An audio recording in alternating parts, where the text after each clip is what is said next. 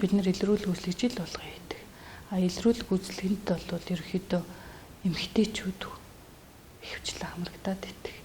Эрэгтэйчүүд маань хамрагддаг. Одоо нийт үзлэгийн маань 60-аас 70% эмэгтэйчүүд байдаг. Одоо эрэгтэйчүүдээ тэр нөгөө газар байж байгаа, ажиллаж байгаа газарт нь ч юм уу нэгдсэн байдлаар очиж хамруулах маягаар л үзлэг шинжилгээ хийгдэж явж байгаа гэсэн.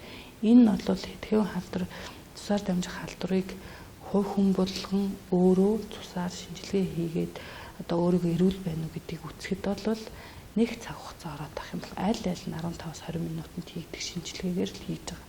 Тэгэхээр хувь хүмүүс өөрсдөө эрүүл мэндэд анхаарад элегний вирусыг хүн болгон мэддэг, дох тэмбэг хүн болгон мэддэг. Гэхдээ би эрүүл байна уу, жилдээ нэг удаа энэ шинжилгээ өгчөө гэд ингээд хандаад үсэх юм бол хаан ч энэ илрүүлэг үзлэг шинжилгээ одоо шинжилгээ бол хийж байгаа л гэсэн үг. Гэр бүл өөрөө эрүүлээж ич эрүүл хүүхэд гарна.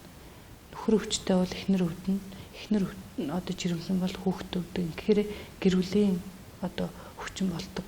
Тэгэхээр энэ нөгөө нөхөр жирэмсэн эмэгтэй өөрөө өвдсөн бол нөхрөөгөө заавал хамт авчираад эмчилгээнд оруулж чаачээ гэдгийг бол байнга зөвлөдөг. Жирэмсэн ч байсан, жирэмсэн биш ч байсан бэлгийн замаар дамжих халдварын өвчтэй л бол одоо хавтлаа заавал эмчилснээр энэ гэр бүл энэ одоо хосууд 100% эмчлэгдэж ирүүлчихнэ л гэсэн үг байхгүй.